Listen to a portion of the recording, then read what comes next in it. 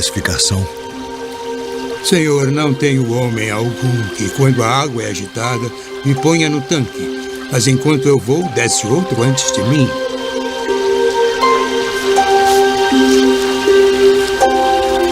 Levanta-te. Toma o teu leito e anda.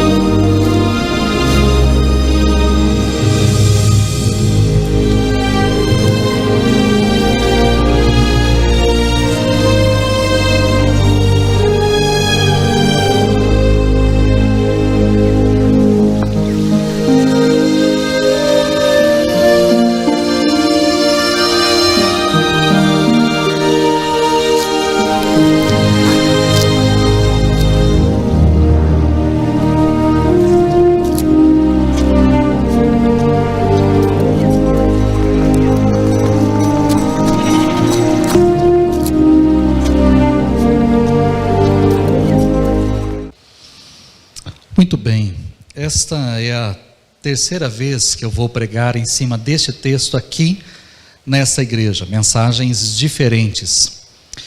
E interessante que só para montar essa mensagem eu fiz 3. Eu fiz uma mensagem, não falou meu coração, eu joguei fora. Fiz outra mensagem e joguei fora.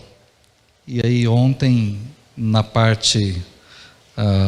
sexta-feira de madrugada, de sexta para sábado, eu concluí a mensagem, aquilo que Deus falou ao meu coração, que eu queria compartilhar com você.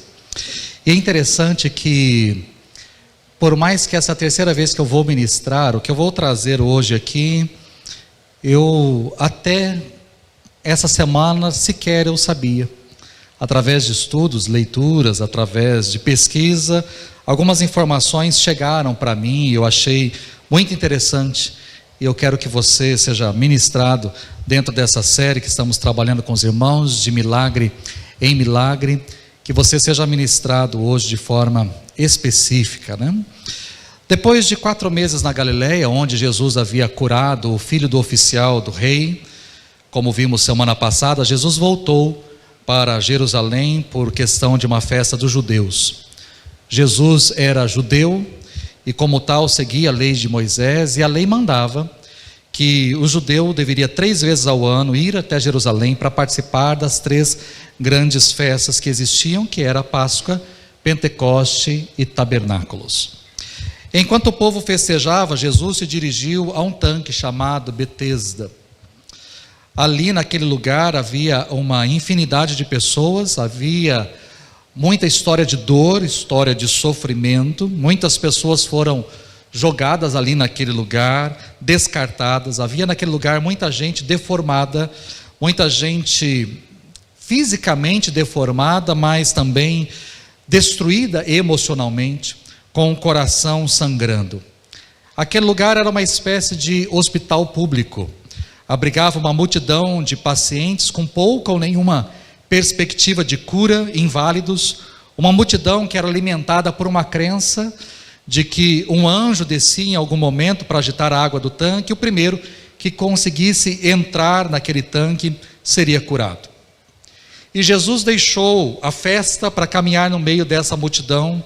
Ele avistou de forma específica e especial um homem, um paralítico que estava entrevado em sua cama, e será sobre a vida deste homem, um milagre que foi operado nele, que nós iremos meditar no dia de hoje, dentro dessa série, e vamos falar sobre um milagre aguardado. Se você tem aí a sua Bíblia e puder abri-la comigo, Evangelho de João, capítulo 5, verso 1 até o verso 9.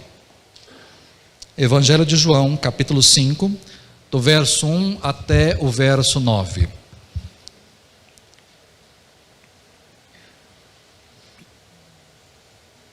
Se você não tem a Bíblia, abra aí um aplicativo que talvez você tenha, que contém a Bíblia.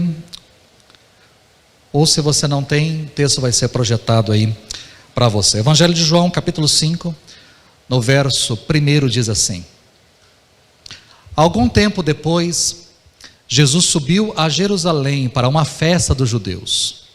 Há em Jerusalém, perto da porta das ovelhas, guarde essa expressão, porta das ovelhas, um tanque que em aramaico é chamado Betesda. A palavra Bet em hebraico é casa e Shesda é misericórdia, né? Então Betesda ou Betesda é casa de misericórdia, tendo 5 entradas em volta. Ali costumava ficar grande número de pessoas doentes e inválidas, cegos, mancos e paralíticos. Aí nós temos um grande pedaço de texto que está em colchetes. Quando você encontrar um texto assim na Bíblia, significa que esse texto não está nos principais manuscritos, mas existem manuscritos, ou muitos manuscritos, que contêm esse texto. Então, entre colchetes está esse pedaço dizendo: eles esperavam o movimento nas águas, de vez em quando descia um anjo do Senhor e agitava as águas. O primeiro que entrasse no tanque, depois de agitadas as águas, era curado de qualquer doença que tivesse. Fecha colchetes. Então, os manuscritos mais antigos não têm esse pedaço. Para dizer bem a verdade para você, o manuscrito mais antigo que possui esse pedaço é do século V para frente. Então, até o século V nós não temos indício, nenhum manuscrito que tem fragmento ou um pedacinho, alguma coisa a respeito destes versículos ou desses versículos aí. Depois diz o seguinte: um dos que estavam ali era paralítico, fazia 38 anos. Quando o viu deitado e soube que ele vivia naquele estado durante tanto tempo, Jesus lhe perguntou: você quer ser curado? Disse o paralítico: Senhor, não tenho ninguém que me ajude a entrar no tanque quando a água é agitada. Enquanto estou tentando entrar, outro chega antes de mim. Então Jesus lhe disse: levante-se, pegue a sua maca e ande. Imediatamente o homem ficou curado, pegou a maca e começou a andar.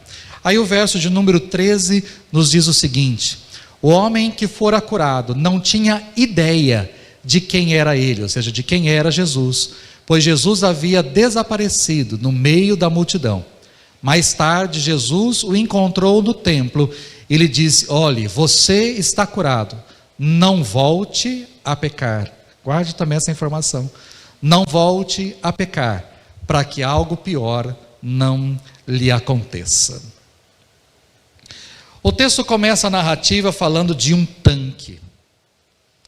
Este tanque já existia há muito tempo.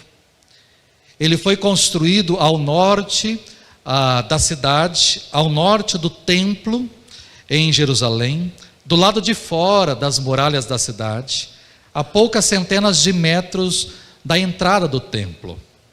Esse tanque serviu durante muito tempo como um simples reservatório de água.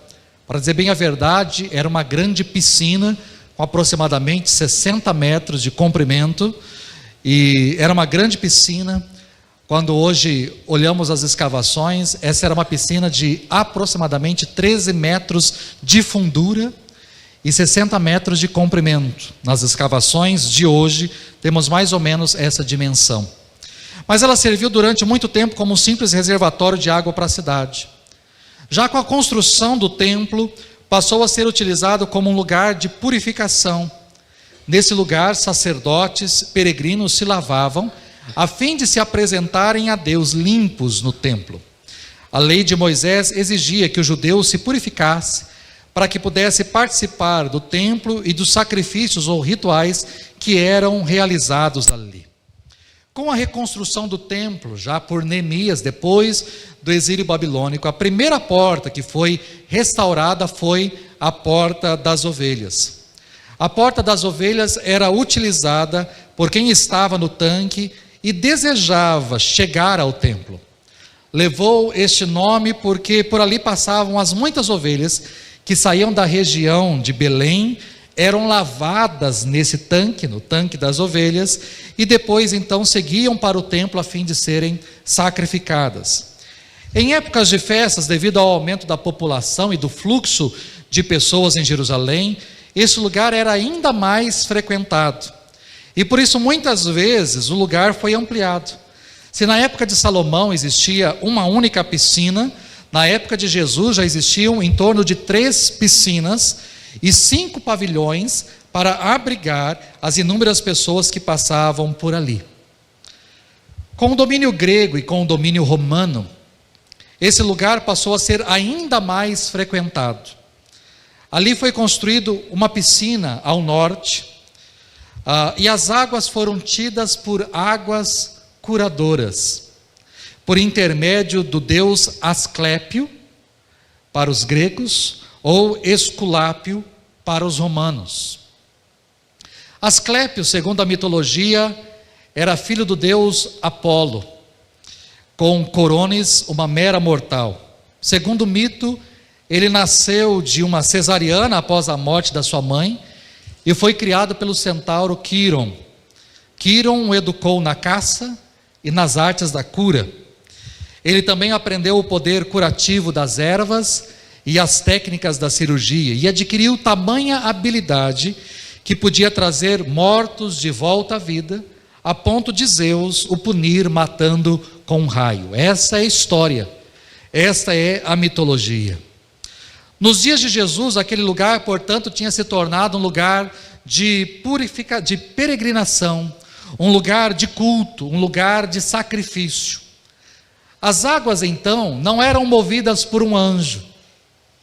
Por isso que João não escreveu isso, né? Quando nós temos um texto tão tardio, escrito provavelmente por um escriba que mal, era um copista e resolveu escrever esse detalhe para explicar o que acontecia, o agitar das águas mais para frente, mas provavelmente não era um anjo que descia para agitar águas, mas aquelas águas eram tidas como águas curadoras, e águas que eram atribuídas a este deus greco-romano Esculápio.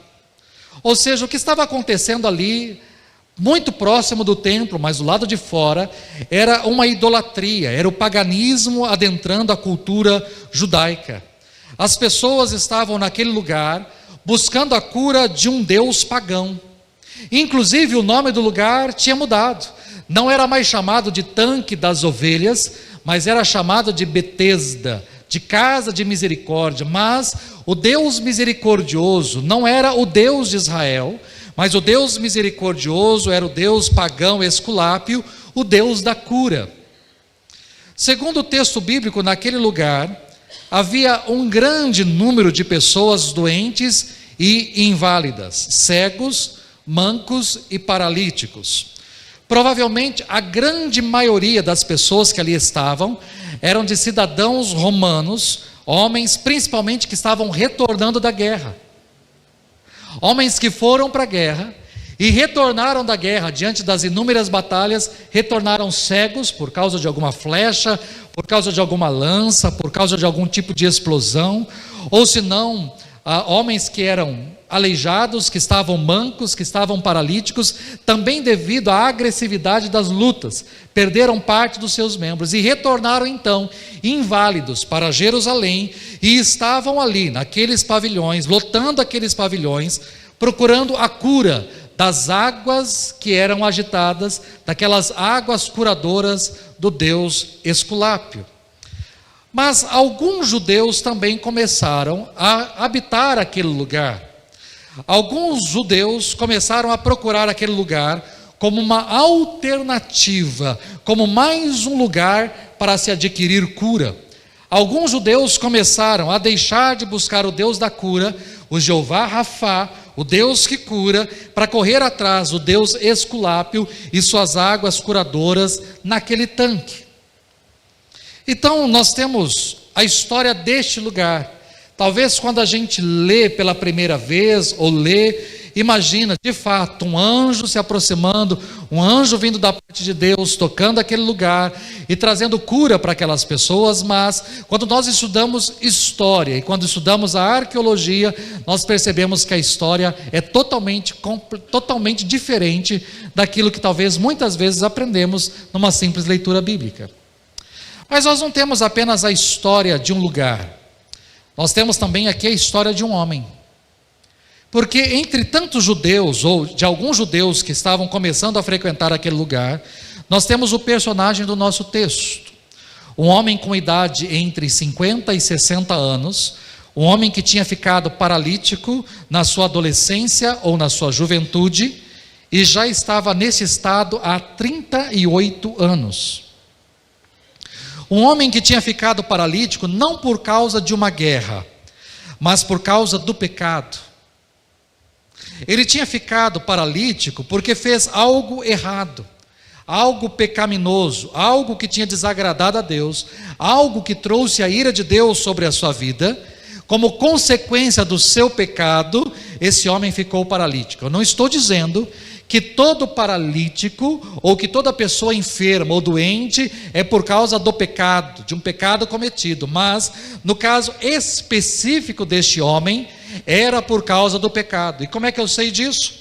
Porque no verso 14, aquele homem já curado, encontrou-se com Jesus no templo, e Jesus disse para ele: não volte a pecar, não volte a pecar, para que algo pior não lhe aconteça. Jesus lhe dá uma advertência, ou seja, você pecou e você viu, sentiu na pele as consequências do seu pecado, então não volte a pecar para que algo pior não lhe aconteça. Jesus lhe adverte. Por causa do pecado e de sua situação, aquele homem perdeu tudo.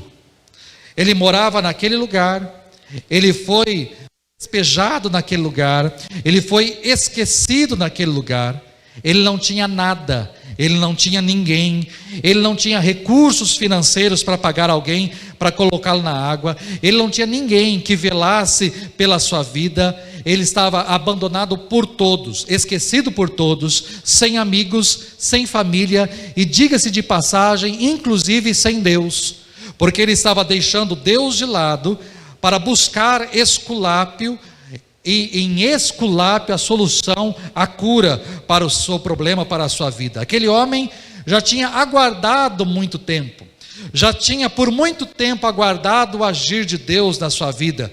Ele já tinha lutado com todas as suas forças, com todas as condições, para que a sua história fosse outra, para que a sua vida fosse mudada. Mas o tempo foi passando, dias se tornaram semanas, semanas, meses, meses, anos, anos, décadas.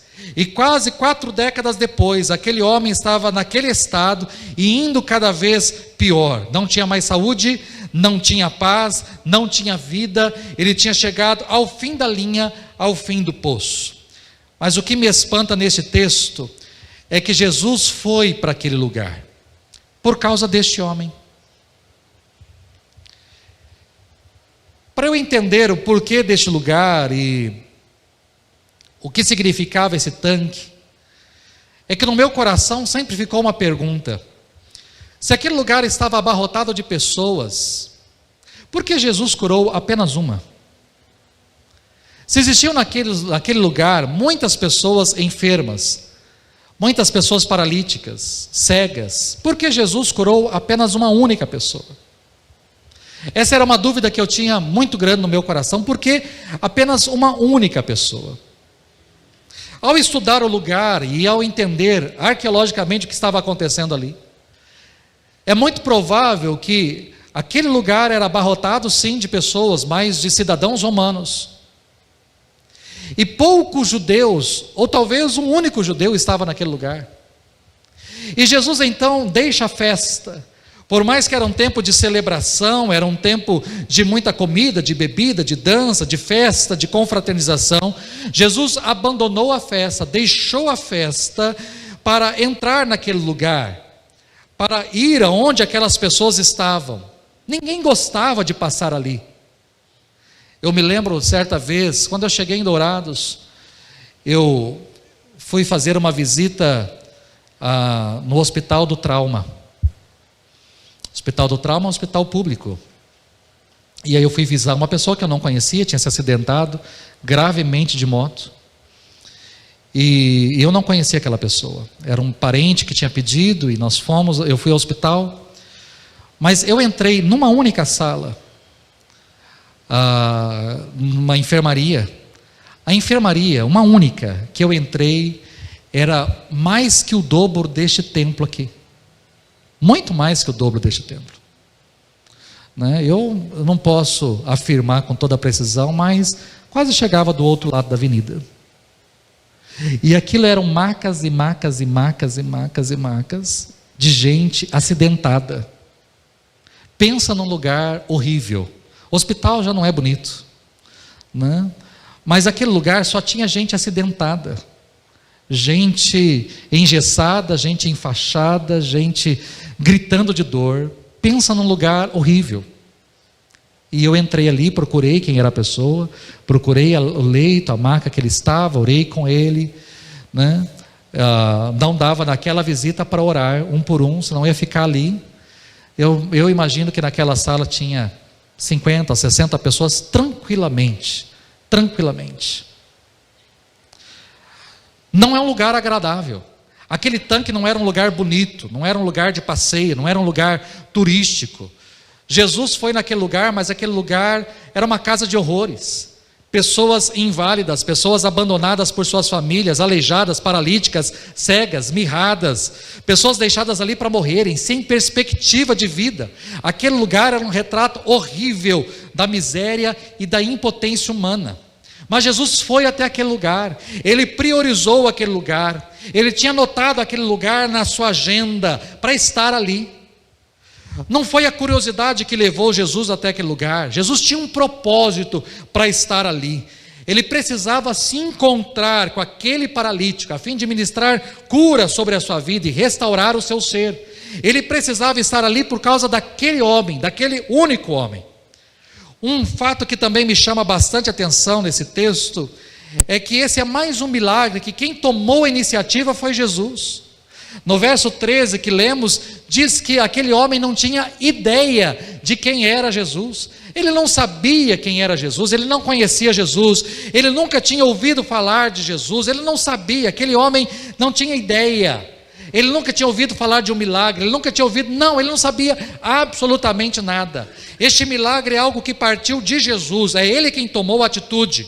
Ele não esperou um pedido, mas ele foi até aquele lugar, por causa daquela pessoa, para curar aquela pessoa. Por mais que aquele homem não conhecia Jesus, Jesus conhecia aquele homem. Por mais que ele nunca tinha ouvido falar de Jesus, Jesus sabia muito bem quem era aquele homem. Ele não sabia o que Jesus era capaz de fazer na sua vida, mas Jesus sabia o que era capaz de fazer na vida daquele homem. Aquele homem sequer viu Jesus, mas Jesus viu aquele homem, e viu o seu passado, viu a sua condição, viu o seu futuro. Jesus viu a causa da sua tragédia, o pecado que tinha cometido ele na sua juventude, viu que ele estava colhendo o que tinha plantado. Ele viu uma tristeza, uma história de tristeza, uma história de pecado. Aquele homem não estava apenas preso à sua cama, mas estava preso ao seu passado, às suas memórias amargas, à sua culpa.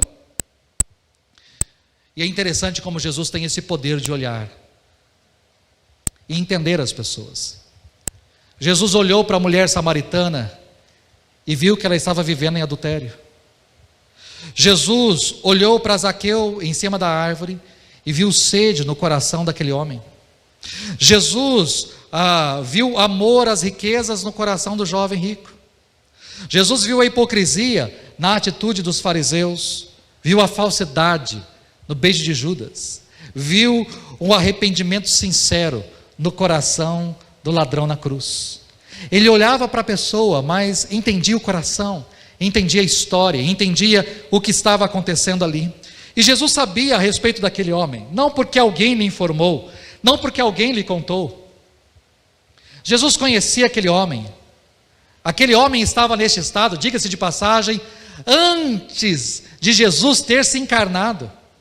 Ou seja, Jesus provavelmente estava aqui com 31, 32 anos, aquele homem estava daquele jeito há 38, ou seja, antes de Jesus encarnar-se, ainda habitando os céus, aquele homem já estava nesse estado. Jesus conhecia a sua história, o seu histórico de dor. Jesus viu aquele homem com uma doença incurável, uma causa perdida, e é por isso que foi ao seu encontro. Jesus o viu, tomou a iniciativa, sentiu a sua dor, abordou aquele homem naquilo que ele precisava ser abordado. Jesus, ciente da história daquele homem, se aproximou e fez uma pergunta que aos nossos olhos é muito simples: você quer ser curado? Mas quando nós observamos a resposta daquele homem, a resposta não era tão simples assim. Você quer ser curado? Talvez quando você lê o texto bíblico, o que você espera é que aquele homem responda rapidamente: sim, sim, é o que eu mais quero, ser curado. Mas o homem não responde assim. Você quer ser curado? Aquele homem responde: ah, Senhor, eu não tenho ninguém, eu não tenho quem me ajude. Outras pessoas são mais rápidas que eu. Quando eu penso, eles já entraram na água. Eu não tenho condições, Senhor, eu não tenho ninguém por mim, eu não tenho nada e nem ninguém. Quando este homem responde dessa forma, fica claro que muito mais que uma cura física nas suas pernas, aquele homem precisava identificar quais áreas da sua vida precisavam ser curadas. Ali existiam feridas emocionais, ali haviam dramas na consciência desse homem. Ele tinha sido abandonado, então ele tinha que lidar com o abandono da família, com a solidão, com a amargura, com rejeição. É por isso que ele responde: Senhor, eu não tenho ninguém, eu sou vítima do esquecimento, eu sou vítima do abandono, eu sou vítima da ingratidão da família e dos amigos. Aquele homem despeja a sua mágoa diante de Jesus. Diante de Jesus ele escancara. Muito mais que doente do corpo, ele estava com a alma enferma, e ele atribui a falta de cura às pessoas. Os outros eram os responsáveis. Eu não fui curado porque eu não tenho ninguém, eu não fui curado porque ninguém me ajuda, eu não fui curado porque os outros são egoístas, eu não fui curado porque ninguém estende a mão para mim, eu não fui curado porque eu estou abandonado neste lugar, eu não fui curado porque os outros não ligam para mim, é por isso que eu não fui curado. Por mais que ele não tenha respondido um sim à pergunta de Jesus, está embutido ali, é óbvio que ele quer ser curado. Ele está ali porque ele quer cura, ele está ali porque ele deseja cura. No fundo da sua alma ele deseja cura. Muitas vezes ele sonhou com a cura, muitos momentos ele aguardou essa cura, mas de repente o tempo foi passando e esse desejo foi se apagando. Com o tempo, o milagre que era tão aguardado começou a ficar cada vez mais distante, até que desapareceu na sua vida qualquer sonho ou qualquer expectativa. Mas quando isso aconteceu, Jesus apareceu. E Jesus, sem levar em consideração o desabafo daquele homem, apenas lhe deu uma ordem: levante-se, pegue a sua maca e ande. É o momento de pôr um ponto final nessa história de dor. É o momento de sair daqui. Quando Jesus diz: levante-se, pegue a sua maca e ande, Jesus está dizendo para aquele homem: o seu lugar não é aqui, o seu lugar não é aqui. Este é um lugar de pagãos, este é um lugar de culto e de adoração a outro Deus. Existem sim cidadãos romanos que estão aguardando as águas serem agitadas, querem cura do Deus Esculápio, mas você é um judeu, e o seu lugar não é aqui.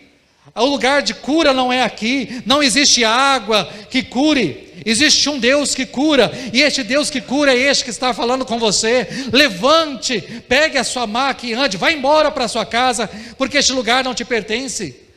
Não é aqui que você vai receber cura, você está buscando cura no lugar errado, mas eu estou aqui para curar você. Levante-se, pegue a sua maca e vá embora, vá para a sua casa, porque este não é o seu lugar. Ao olhar para essa história, queridos, a pergunta que eu fiz para mim e eu faço para você é: será que a história desse homem não é a história da sua vida? Da mesma forma como Jesus tinha na sua agenda ir ao tanque de Betesda, nós não estamos sozinhos aqui nessa noite. Nós não estamos. E isso a gente sempre precisa ter em mente e no coração.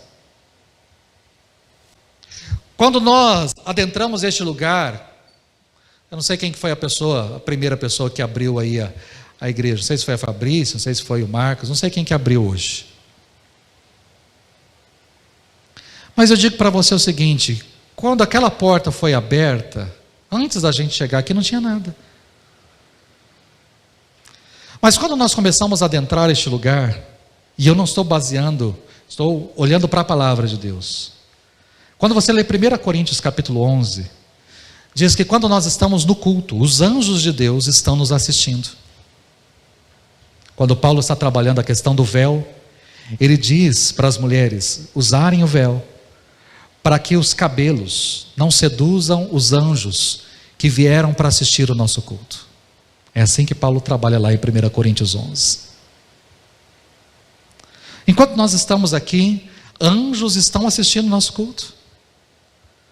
Não é você que está sentado assistindo alguma coisa aqui.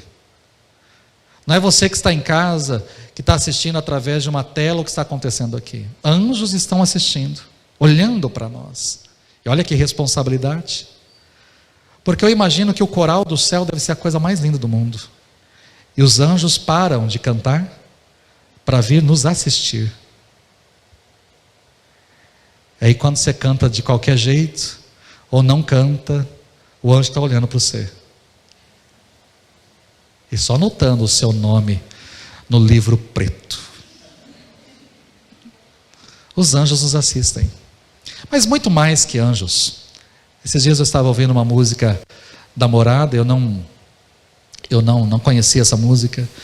E a música começa a falar de 2 ou 3. É uma promessa. Jesus fez essa promessa. Onde estiverem 2 ou 3 reunidos em meu nome, ali eu estou no meio deles. Então, por causa dessa promessa, eu creio que eu e você não estamos sozinhos aqui, porque Jesus está neste lugar. Ele está aqui. Os anjos estão, mas Ele também está. Os nossos olhos talvez não enxerguem e não consigam enxergar, mas Ele está. Assim como Ele estava naquele tanque, Ele está aqui. Assim como Ele tinha na sua agenda um encontro com aquele homem, Ele também tem na sua agenda um encontro comigo e com você. Não só você falou, eu vou à igreja hoje, eu quero ir à igreja hoje, hoje eu estou em casa, vou assistir essa transmissão, eu quero assistir um pouco. Não foi você. Ele marcou um encontro com você primeiro, é Ele que vem, partiu dele, a atitude vem dele, é Ele quem quis. O apóstolo Paulo diz que é Ele quem opera em nós tanto querer quanto realizar. É Ele quem motivou você a estar aqui. É Ele quem impulsionou você a estar aqui ou ligar a transmissão para assistir. Partiu dele. Mas se Jesus está aqui, Ele faz a mesma pergunta para mim e para você. Você quer ser curado? E qual é a resposta que às vezes nós damos para o Senhor diante da pergunta que Ele nos faz? Você quer ser curado? Talvez a minha expectativa é que você respondesse sim, é o que eu mais quero. É óbvio que eu quero ser curado. Talvez se eu perguntasse assim, meu irmão, você quer ser curado? Você levantaria a mão dizendo, amém, eu quero ser curado. Mas na prática isso não acontece. Porque quando Jesus pergunta para nós, você quer? Nós normalmente, assim como aquele homem, nós damos desculpas. Você quer ser curado? Senhor, eu já tenho essa doença há tanto tempo. Eu já tomo remédio há tanto tempo. Eu já fui tantas vezes no médico, já fiz tantos exames, já passei por tantos diagnósticos. Não foi isso que eu perguntei para você. Eu perguntei se você quer ser curado. Você quer que o seu casamento seja restaurado? Senhor, mas meu marido é tão difícil. A minha esposa é tão complicada. Ela é uma mulher de fases, igual diz lá naquela música. Ela é tão complicada. Ela é tão nervosa. Senhor, meu casamento já nasceu para o fracasso. Minha mãe já dizia, esse casamento aí tem dias contados. Então é tão complicado, nosso relacionamento é tão difícil, a nossa história é tão complicada, é tão complexa, é tão difícil. Não foi isso que eu perguntei para você. Eu perguntei se você quer que o seu casamento seja restaurado. Você quer se relacionar novamente com seu filho? Você quer voltar a se relacionar com seu pai? Você quer quebrar essa barreira e voltar a se relacionar com essa pessoa? Mas a nossa história é muito difícil. Nós já passamos por tantas tantas situações, e a nossa história é antiga, para que a gente volte a conversar, a gente tem que remexer no passado, e o passado é muito complicado, e as histórias lá de trás são cabulosas, eu não sei se eu quero pagar o preço, eu não sei se eu quero voltar lá atrás, eu não sei se eu quero remexer em tudo aquilo do passado, eu não sei não, a gente também, Senhor, a gente é água e óleo, a gente nem se mistura. Não foi isso que eu perguntei para você. Quais são as desculpas? Você quer dar uma guinada na sua vida financeira, você quer mudar de trabalho, você quer uma promoção, você quer, Senhor, esse mundo é tão injusto, esse mundo é tão difícil, eu sou pobre, só pode entrar naquela empresa quem tem cunha, quem tem alguém para colocar lá dentro, tem que ter alguém conhecido, alguém com peso, alguém com nome, eu nunca vou prosperar, eu nunca vou crescer, eu nunca vou fazer essa faculdade, eu nunca vou terminar esse curso, eu nunca vou passar num concurso. Não foi isso que eu perguntei para você. Eu perguntei para você se você quer que a sua vida seja mudada, se a sua vida profissional dê uma guinada, nós temos desculpas, todos nós temos desculpas. Eu olho para este homem, a boca dele abre para dar uma justificativa, para dar uma desculpa. Você quer ser curado?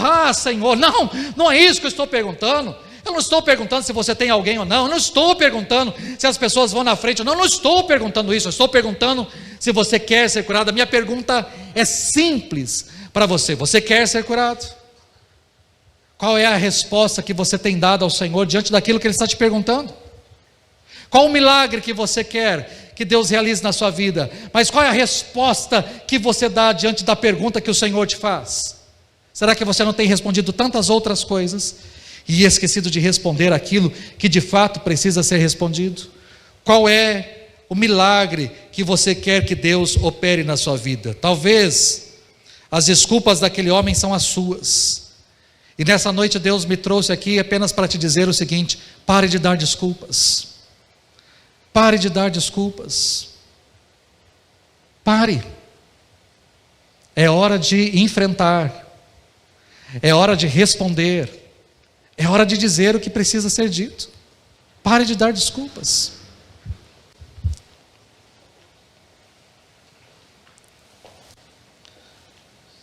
Queridos, Deus opera milagres.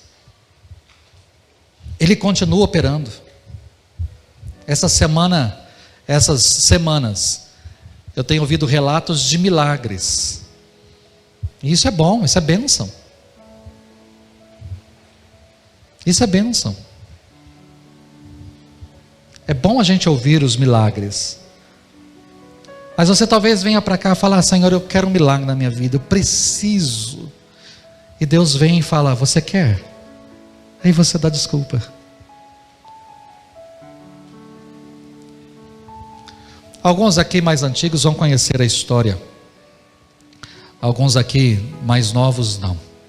Ou talvez alguns que estão assistindo não.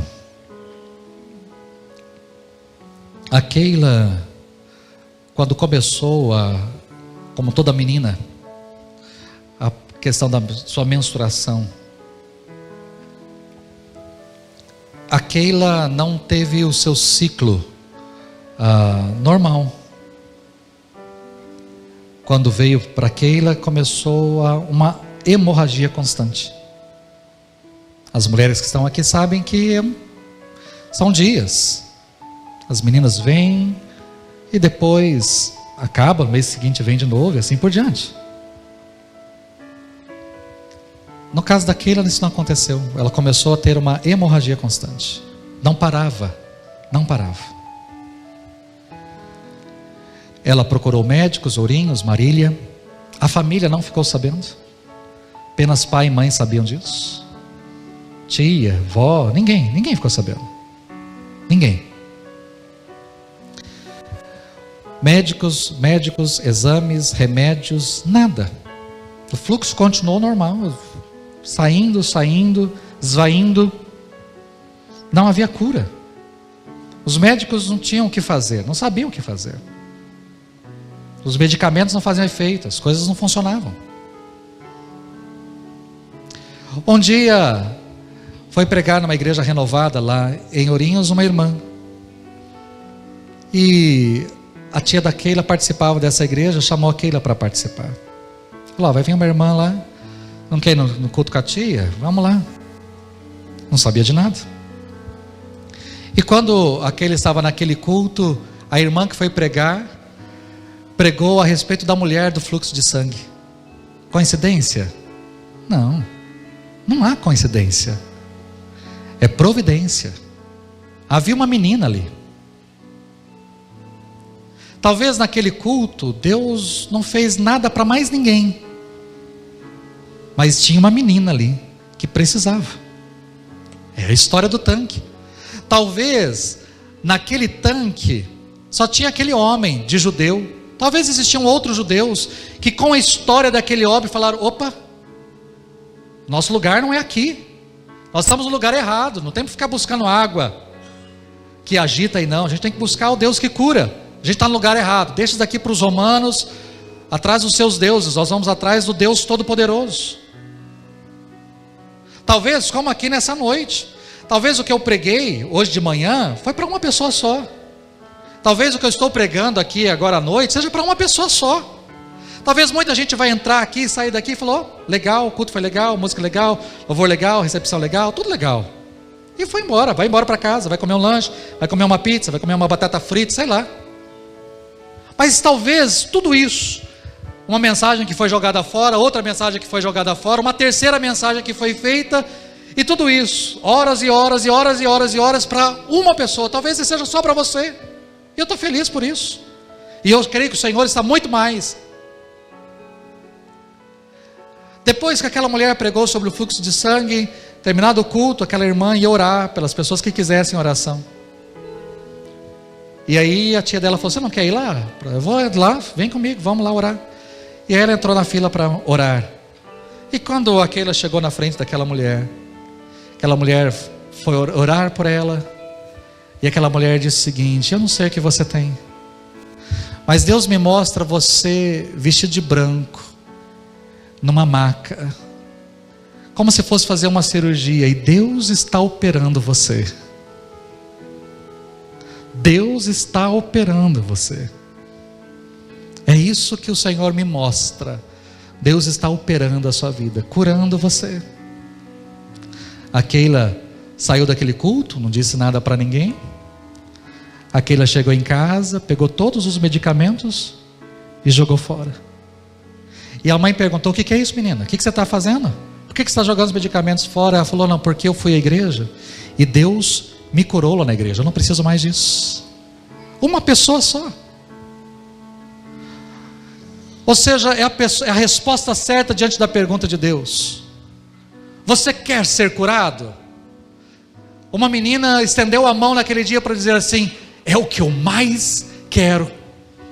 Porque os médicos não dão, os médicos não conseguem, os remédios não fazem, as coisas não estão funcionando e eu não aguento mais.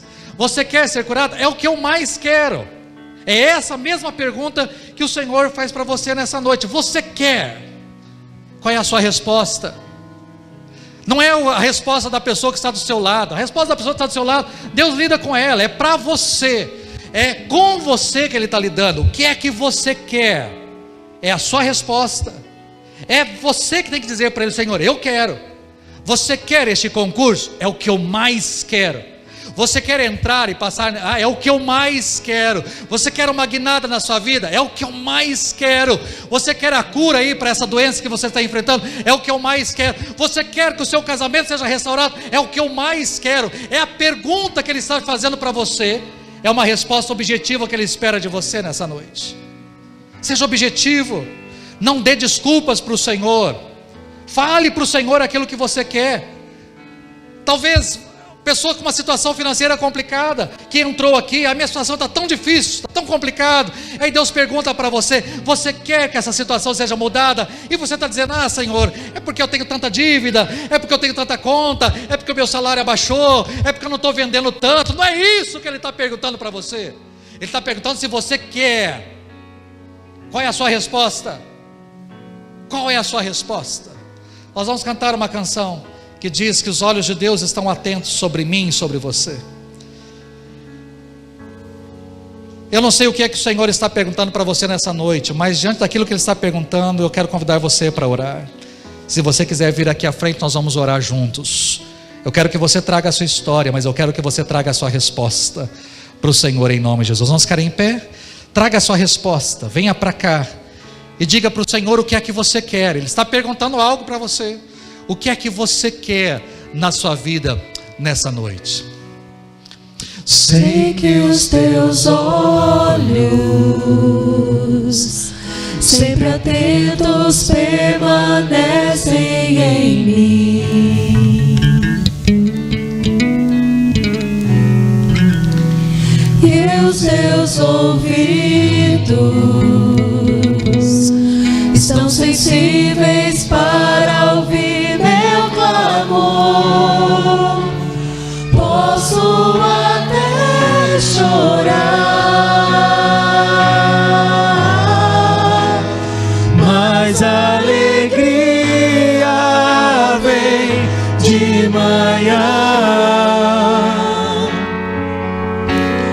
És Deus de perto e não de longe, nunca mudaste, tu és fiel.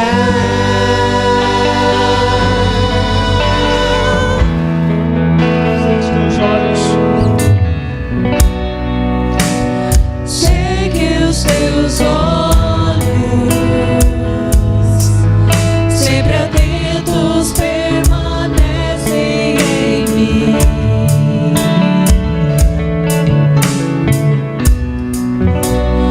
e os teus ouvidos estão sensíveis para ouvir meu clamor. Posso até chorar, mas a alegria vem de manhã. És Deus de perto e não de longe, nunca mudaste, tu és fiel,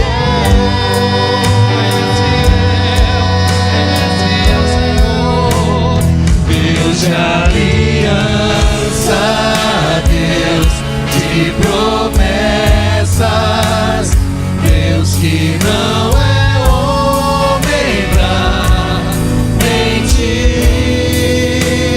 Tudo pode passar, tudo pode mudar, mas tua palavra vai se cumprir. Deus de aliança, Deus de promessas, Deus que não é homem pra mentir. Tudo pode passar, tudo pode mudar, mas sua palavra vai se cumprir. Posso enfrentar o que for, eu sei que luta por mim, seus planos não podem ser frustrados. Minha esperança está nas mãos do grande eu sou, meus olhos vão ver o impossível acontecer.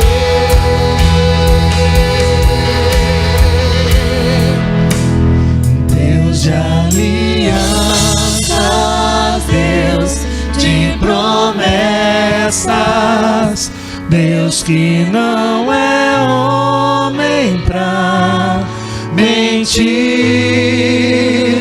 Tudo pode passar, tudo pode mudar, mas tua palavra vai se cumprir. Você está aqui nessa noite, neste lugar, e o Senhor está te fazendo uma única pergunta. Ele se aproxima de você, Ele conhece você, Ele sabe da sua história, Ele sabe da sua dor, Ele sabe das suas orações, Ele sabe das suas lágrimas, Ele sabe de tudo. E Ele faz uma única pergunta para você: você quer? É isso que Ele está perguntando para você nessa noite. Você quer? Você completa a frase. Você quer? Pare de dar desculpas. Diga para o Senhor o que você quer, e que isso é o que você mais quer. Tome posse, assim como aquela tomou posse há mais de 30 anos e foi curada naquela noite. Tome posse daquilo que o Senhor está perguntando para você hoje. Tome posse daquilo que o Senhor está trazendo para você. E talvez você está indo em tantas fontes, como aquele homem estava indo numa fonte errada, e Deus está dizendo: não, não é isso. Eu sou a cura, eu sou a solução, eu sou a resposta, eu sou a saída, eu sou aquele que pode mudar a sua história. Eu sou. Deus, eu quero orar em favor dos meus irmãos que aqui estão. O Senhor conhece história por história, e o Senhor veio aqui para ter um encontro conosco. O Senhor vem aqui por nossa causa. Nós estamos aqui por causa do Senhor, mas o Senhor veio aqui porque nós viemos para cá, e o Senhor veio para se encontrar conosco. O Senhor veio para ouvir a nossa oração. O Senhor veio para olhar para cada um de nós. O Senhor veio para nos ver aqui quebrantados, quebrados. O Senhor veio para nos ver aqui, realmente talvez em lágrimas, mas ao mesmo tempo com esperança diante dessa palavra. O Senhor veio para nos ver aqui neste lugar, totalmente entregues, rendidos aos pés do Senhor, com as mãos levantadas dizendo: Senhor, eu quero, é isso que eu quero. Se o Senhor tem isso para me dar, se o Senhor pode fazer isso, se o Senhor é poderoso como nos diz a Tua palavra, se o Senhor é grande como nos diz a Tua palavra, se o Senhor fez todas essas maravilhas no passado como a Tua palavra nos apresenta, e se o Senhor é o mesmo ontem, hoje e será para todo sempre, Deus, é o que eu mais quero. É o que eu mais quero. Deus, olhe para cada um aqui, estenda a mão para cada pessoa aqui nessa noite. Faça um milagre na vida de cada uma delas, Deus. Que elas entendam que o Senhor é a fonte, que o Senhor é a resposta, que o Senhor é a solução. Não são os nossos planos falíveis, não é a nossa conta, não é a nossa matemática, não é os nossos planos mirabolantes, não, é o Senhor. É o Senhor. Deus, estende a Tua mão para nossas vidas. Faça um milagre, ó Deus, na nossa história. Faça um milagre na nossa casa. Faça um milagre no nosso casamento. Faça um milagre nos nossos relacionamentos.